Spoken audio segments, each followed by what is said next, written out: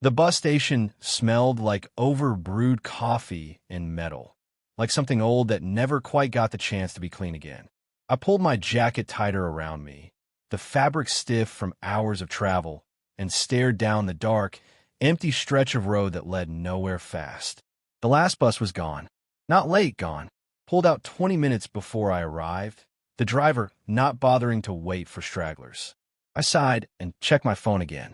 No service. One bar maybe if I stood on the far side of the station by the flickering soda machine. But it wasn't worth the effort. Violet had texted an hour ago to ask if I was coming back tonight. Still trying, I had replied, and left it at that.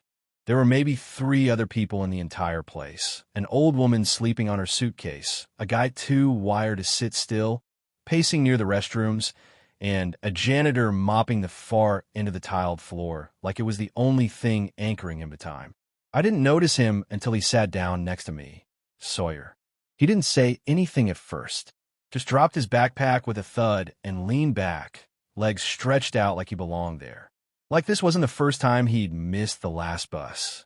Like this wasn't the first time he'd surprised me and knocked all the air from my lungs with a single glance. I turned my head slowly. His face hadn't changed much in a year since he'd left.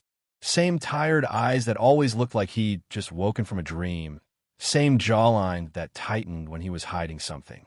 The only difference was the scar on his eyebrow, a thin slash I didn't recognize. Maybe it was new.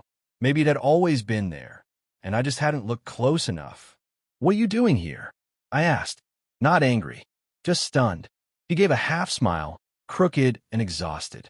"Missed the bus." Of course. I should have expected that. Sawyer never arrived or left on time. He just appeared, sometimes in my life, sometimes in my dreams, and vanished with equal ease. I never got closure, only echoes. I didn't answer right away. I kept my arms crossed, posture rigid. I wasn't about to pretend this was normal. "Didn't think I'd see you here," I said finally, my voice low and flat. "Didn't think I'd see you either," he replied. "You look good." It sounded more like a habit than a compliment. I stared down at my boots. Mud had crusted along the soles from the walk here. "You always did know how to make an entrance." Sawyer exhaled slowly, his breath fogging in the cool air of the drafty station. He rubbed his hands together like he wasn't sure what else to do with them. "So, where were you headed?" he asked. "Back to the city," I replied. "Spent a few days at my parents' place. Needed the quiet." He nodded. "Yeah, quiet can be good." He didn't ask why I needed quiet, and I didn't tell him it was because my life had been loud since he left. Not noisy in the traditional sense, no parties, no fights, just emotionally loud. Every room I walked into felt like it still held the ghost of a conversation we never had. And Mason, well, that ended before it ever really began. Too many comparisons, too many reminders. I stood up, suddenly restless. "I'm gonna find coffee. Mind if I come?" I did, but I didn't say that. I just shrugged and walked toward the vending machine. He followed. We stood side by side while I pressed the button for the cheapest excuse for caffeine and waited for the paper cup to rattle into place. "You still sketching?" he asked quietly. "Sometimes." "That's good. I always liked your work." I didn't respond. I took the cup and sipped. Bitter. Too hot. Exactly right. "Why are you really here?" I asked after a long pause. "Don't give me the bus line again." Sawyer looked away for a second, tongue pressed to the inside of his cheek like he was trying to decide how honest to be. "I was visiting someone," he said finally. "Mason," I asked before I could stop myself. His eyes flickered, then dropped. "No. No." Held too much hesitation to believe. I stared at him. All the quiet moments in our past, the train rides, the nights we fell asleep shoulder to shoulder on rooftops, the mornings we shared eggs and coffee in my shoebox apartment, suddenly felt suspended in air, about to come crashing down. "What do you want from me, Sawyer?" He didn't answer. He just looked at me the way he used to, like I was a question he didn't know how to answer. Like being near me hurt, but not being near me hurt more. "I don't know," he finally said. "But I didn't want to leave without seeing you." I walked away then, not far, just a few steps toward the waiting area again. The woman on the suitcase had shifted in her sleep. The janitor was now wiping down a bench. Outside, the sky had begun to shade toward blue-black. One of those in-between hours where anything could happen. Sawyer followed, but kept a distance. I don't expect anything, he said behind me. I had to see if you still felt like home. I turned slowly. My heart beat louder than the silence between us. The thing about home, I said, is once it burns down, you don't walk back in and pretend like the walls still stand. He looked down at his shoes, nodded, didn't speak. We both sat in silence again. Two people who'd said too much and not enough. The door at the far end of the terminal creaked open. Cold wind blew in. Neither of us moved. The final bus might have left, but it didn't feel like the end. It felt like something had just begun. Or maybe something unfinished had finally found its beginning. The vending machine made a soft whirring noise behind us, the only sound breaking the silence that had settled like dust between Sawyer and me. We sat cross-legged on the cold linoleum floor near the back wall of the station, two paper cups cradled in our hands, steam curling upward and vanishing into the shadows above. The benches were too stiff, too far apart. The floor felt more honest, uncomfortable, exposed at the surface we both could agree on without saying anything. Sawyer glanced sideways at me, then back at the rim of his cup. You remember that road trip we never took? I didn't answer immediately. I knew exactly which one he meant, the one we planned for months, late-night maps and playlists, and talk of desert skies. A plan that disintegrated somewhere between his missed calls and my quiet resentment. I still have the playlist, I said finally. A faint smile tugged at his mouth. I figured you'd delete it. I almost did, I admitted, but there was a song in there I couldn't find anywhere else. I liked the way you'd put together. The order. It felt like a story. He nodded, sipping slowly. I think I needed to believe we were going to take that trip, just to survive the days I couldn't be there. That landed between us like a small confession, and I wasn't sure if I wanted to pick it up or leave it alone. We sat in silence a little longer before he spoke again, this time softer. You said earlier that I always made an entrance. He looked at me, eyes hesitant. Did I ever make an exit? I clenched my jaw. No, you just disappeared. He nodded. No argument. No excuses. That alone made my chest tighten. Why? I asked, voice raw. You owed me a goodbye. Something, not silence. He stared at the coffee in his hands like it held the answer. I was scared. Of what? Of feeling too much. Of needing you more than you needed me. His eyes found mine, suddenly unflinching. And of being the one who wrecked something that good. I didn't know what to say to that. Part of me wanted to scream at him. Another part wanted to tell him I'd spent nights convincing myself it was all in my head, that what we had wasn't as deep as I remembered. But now, with him here, looking just as broken as I'd felt, I knew it hadn't just been in my head. I waited, I said, for a message, a call, even just a stupid meme you used to send when you didn't want to talk, but didn't want to disappear either. Sawyer's mouth twisted with regret. I typed out messages. So many. I just couldn't hit send. That's not the same thing, I said, sharper than I meant. You don't get credit for the words you never gave me. His face flushed, but he nodded. I know. I stood up, the need to move suddenly urgent. Pacing helped. It always had. I walked a slow arc near the wall, pretending to read the outdated travel posters taped to the glass, but I felt his eyes on me the entire time. So, I said, half turning back to him. Why now? Why come back tonight of all nights? Sawyer leaned back against the wall. Because I didn't think I'd see you again. And I couldn't let that be the last chapter. Not for me. Is that what this is? I asked. You rewriting the ending? I don't know what it is, he said honestly. But being here with you feels like something I lost and didn't realize how much it meant until it was gone. I crossed my arms.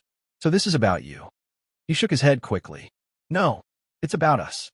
Or what used to be us. I didn't expect anything. I just needed to be near you. I want to believe him. God, I did.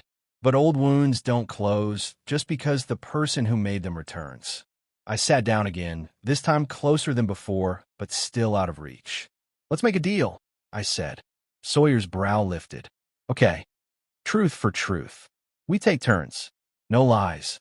No skipping. You in. His lips twitched into something that resembled amusement. All right. You start. I thought for a second. Did you love me? His answer was immediate. Yes. I looked away, blinking fast. It was stupid how much that single word undid me. His turn. Did you hate me after I left? Yes. I breathed the word like a bruise. And then I missed you. And then I hated myself for missing you.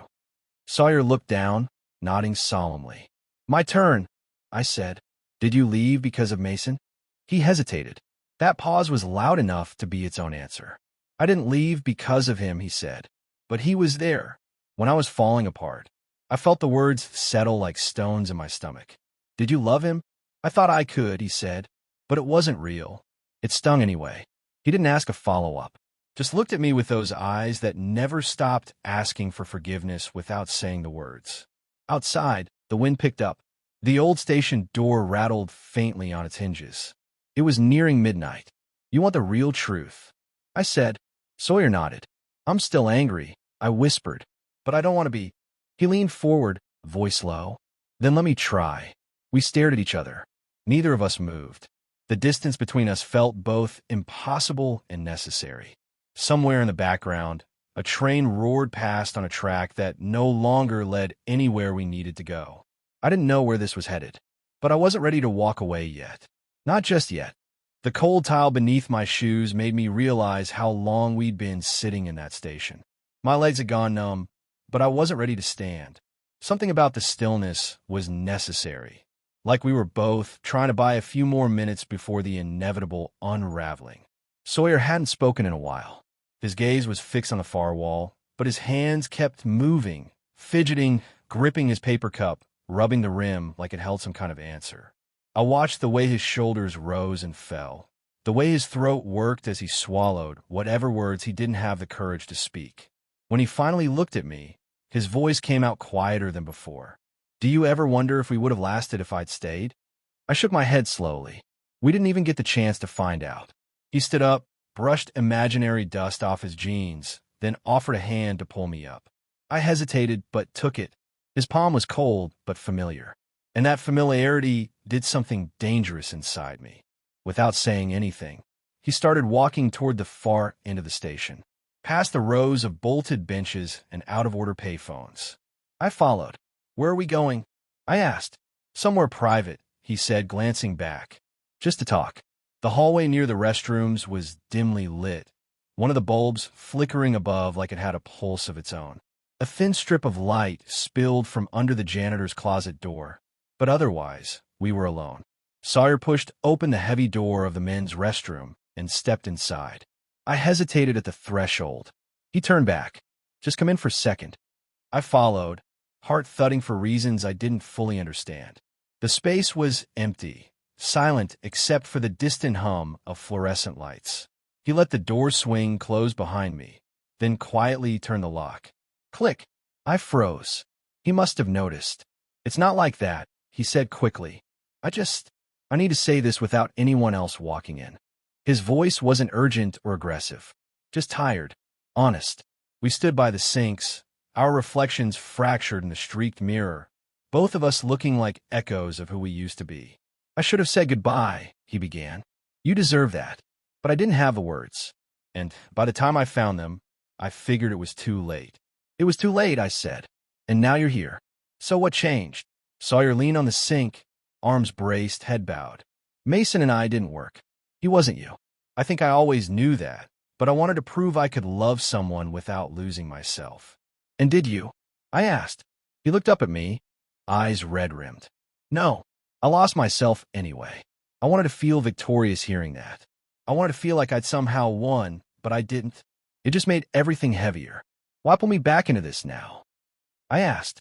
Why come here just to open old wounds? I didn't come to reopen anything, he said. I came because I still feel something for you. Because I needed to know if it was still alive. My back hit the wall. I hadn't realized I'd been backing away until I couldn't go any farther. Sawyer took a step forward, then paused.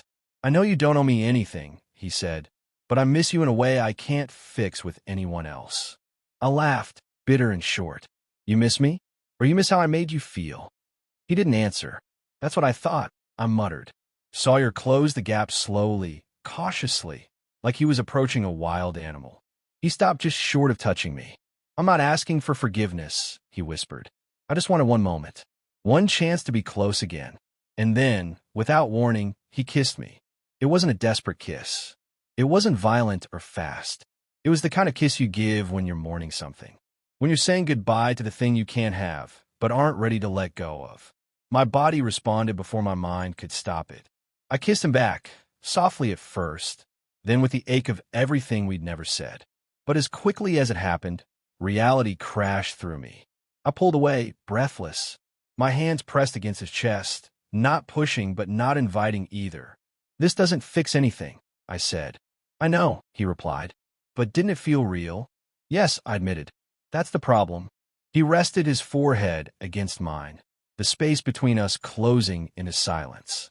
"You're not a solution," I whispered, "and I won't be your escape." Sawyer exhaled, his breath ghosting against my cheek. "I never wanted to run away from you, just from who I was.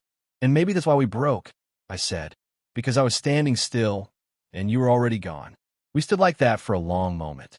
Neither of us moved. Neither of us spoke. The tension wasn't lust, it was memory. The weight of 1,000 unsaid things.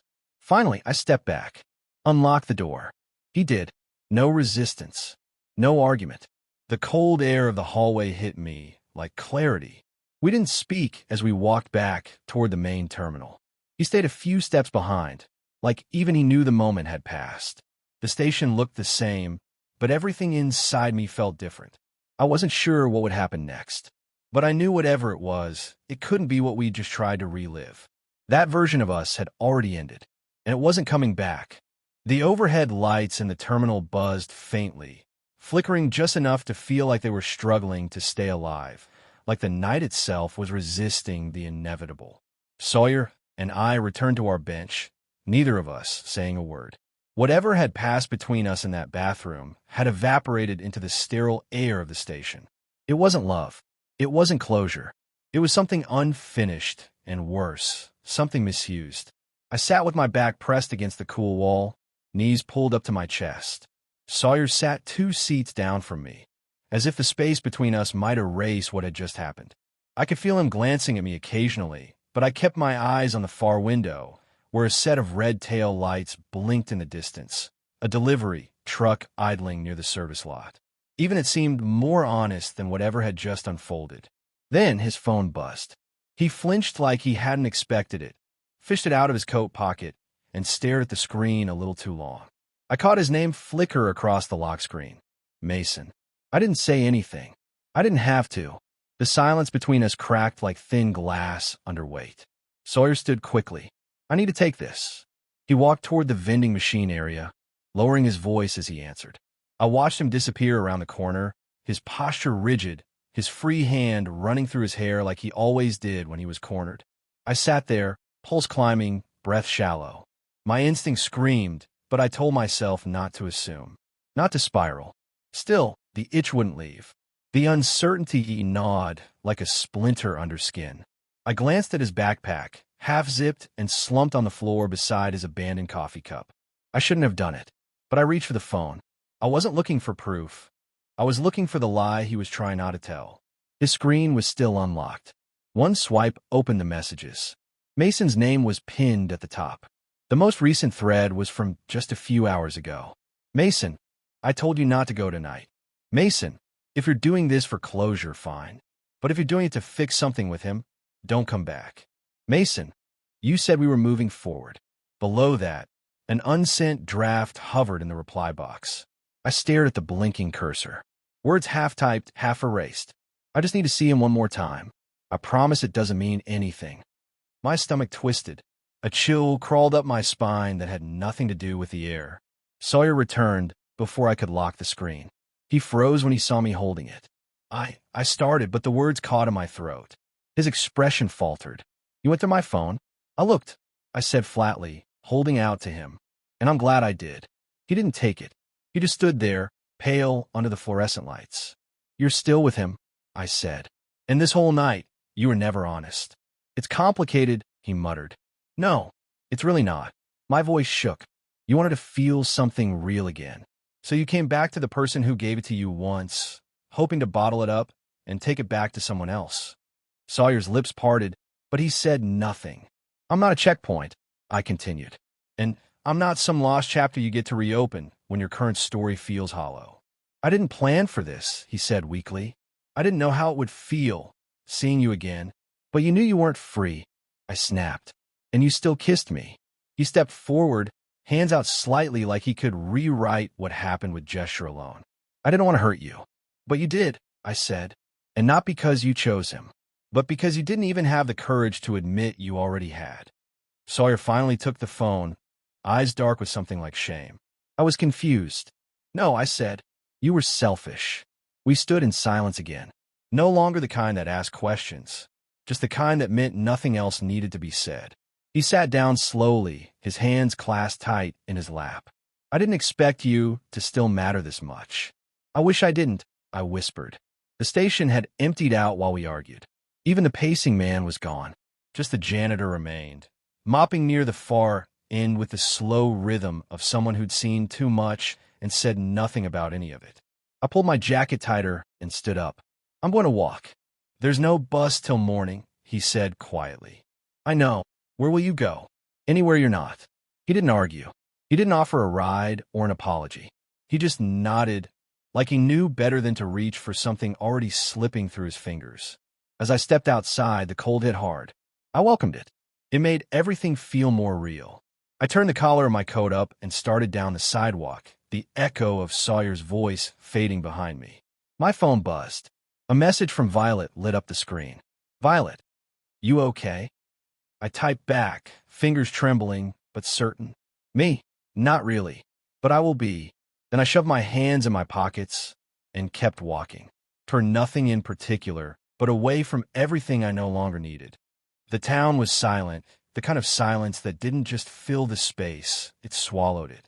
My footsteps echoed faintly against the sidewalk as I walked past shuttered storefronts and rusted street lamps, each one buzzing low, like they too were exhausted from pretending to shine. I didn't have a plan. There was no destination, no late-night diner I was heading toward, no couch waiting for me to crash on. Just forward, that was enough. Away was a direction, too. The air was cold enough to bite through my jacket, but I welcomed it. I wanted to feel everything, every shiver, every breath, every ache in my legs. Anything was better than feeling nothing. For a long stretch, I walked in silence, only the occasional distant car or rustle of trees breaking the quiet. My thoughts flickered like film reel frames. Sawyer's face when I confronted him, the feel of his mouth pressed against mine, the sound of the bathroom door locking. A part of me still replayed it all like a slow-burning memory, trying to understand where I'd slipped when hope had disguised itself as closure and led me in circles. I stopped near a small park bench across from an old gas station. The metal felt like ice beneath me, but I didn't care. I sat down, hunched forward, elbows resting on my knees. I stared ahead as the horizon slowly began to shift from black to a deep slate blue. Dawn wasn't here yet, but it was coming. My phone buzzed again. Violet, persistent as ever. Violet, where are you? I'm still up. I typed, then deleted. Paused. Typed again. Me? I'm okay. Just needed some air. I'll be back later. She replied instantly. Violet, you sure? I didn't answer. Not because I wasn't sure, but because I was beginning to be. I tucked the phone away and leaned back, head tilting toward the sky. Stars were fading now, slipping behind the soft haze of the coming morning. I let myself breathe slowly, deeply. My body ached from the cold, but my chest, it felt lighter, just slightly, like something heavy had finally begun to loosen its grip. Sawyer wasn't the villain of this story. That's the part that stung the most. He wasn't malicious. He wasn't cruel. He was just weak in the ways I had once been. That was harder to forgive than malice, because it meant I could have become him had I not chosen differently. And that kiss, it felt like home only because I hadn't dared to build a new one. I'd been living in the ruins of a memory, hoping if I stayed long enough, the roof would magically rebuild itself. But it hadn't. I reached into my coat pocket and pulled out the small sketchbook I always carried, even when I didn't draw anymore. The pages were mostly blank, unused, abandoned like the version of me that used to believe in things I didn't know how to name. I turned to a fresh page. For a moment, I didn't know what to draw. Then I started with a line, slow, uncertain, a silhouette of two figures waiting at a station, one turning away, the other sitting alone. No dialogue, just posture and space and silence. I drew until my fingers stiffened. When I looked up again, the world was turning soft at the edges. Light was beginning to creep across the ground, stretching shadows into long, delicate shapes. Birds chirped faintly, the kind of fragile sound that reminded you life hadn't ended just because your heart felt like it had cracked. I stood and looked back down the road. I could still picture the bus station behind me, the cracked tiles, the buzzing lights, the hollow weight of things said too late. But I didn't feel the pull anymore. I felt still, and in that stillness, I found something I hadn't expected: clarity. Not joy, not forgiveness, but the knowledge that I had chosen myself, that I hadn't given in to the comfort of the familiar, that I had drawn a line, not in anger, but in self-respect. That mattered. A car passed slowly on the road behind me, its headlights casting brief warmth on my face before vanishing. I started walking again. The sun hadn't fully risen, but the darkness was giving up its hold.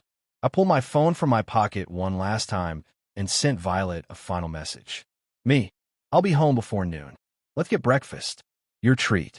She sent back a heart emoji and a string of exclamation points. I smiled. Sawyer would go back to his life, to whatever apology or lie he'd have to live with. Maybe he'd tell himself that night hadn't meant anything.